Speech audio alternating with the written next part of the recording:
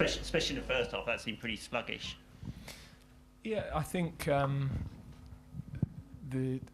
what I liked was the control of the game that we had. When you come into an intense atmosphere like there was, I thought we played with real composure up until the final third, and then I think by the time we scored the goal we'd had over 70% of the ball, but that was our first attempt on target, so clearly most of our attacking play wasn't at the level that we would have hoped it to be, but I thought given the circumstances and the importance of the point in terms of qualification and coming from behind when the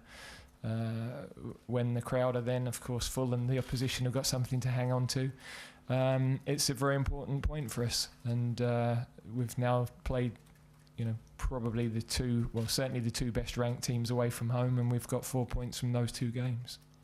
Done. Gareth, you mentioned sort of disappointment in the final third. Obviously, players like Saka and Maddison and Bellingham came into the game, scoring goals and assists. Is it just an off night for players, or was there something more behind it in terms of system or personnel? Did you feel? No, I think Ukraine made it difficult to find space in midfield. So they, credit to them, they defended in a very compact way.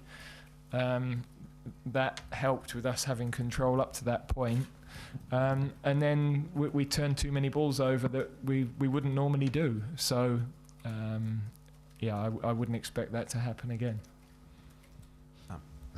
Hello, Gareth. Obviously expectations are so high now with what's been said this week, and the team really wants to win the Euros.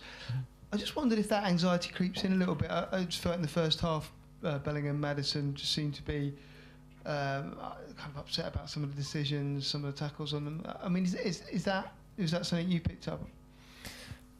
Yeah, the reality is we're not going to win every game by 4s and 7s as we've done in this qualifying campaign. That was a really good test away from home, very passionate atmosphere,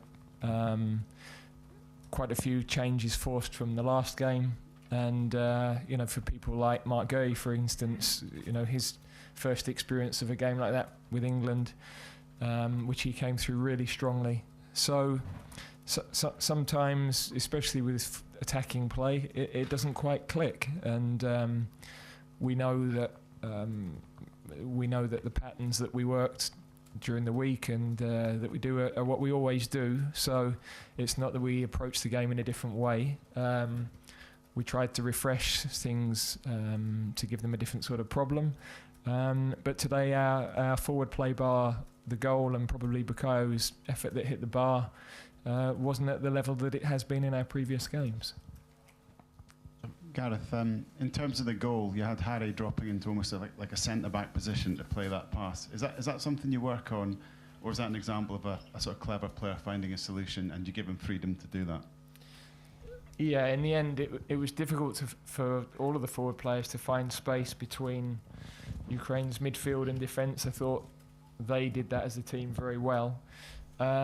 So occasionally we were coming too deep outside of the block, but when you do that, if you've got players with that range of passing, then it's an alternative way of breaking them down. And the important thing was, as he was dropping low, Kyle making the run he did. So he's got outstanding vision, but also technical quality to make those passes. Okay, we've got two more to finish, which would be Simon Mullock. Gareth, James Maddison has just been on TV saying that when you don't play well in an attacking sense, it's important that the team still digs in and makes sure that it escapes with the point. Is it important that these players do go through experiences like this, that they have nights where they're not going to always get their own way, like you said earlier, scoring 4, 5, 6, 7 goals? 100%.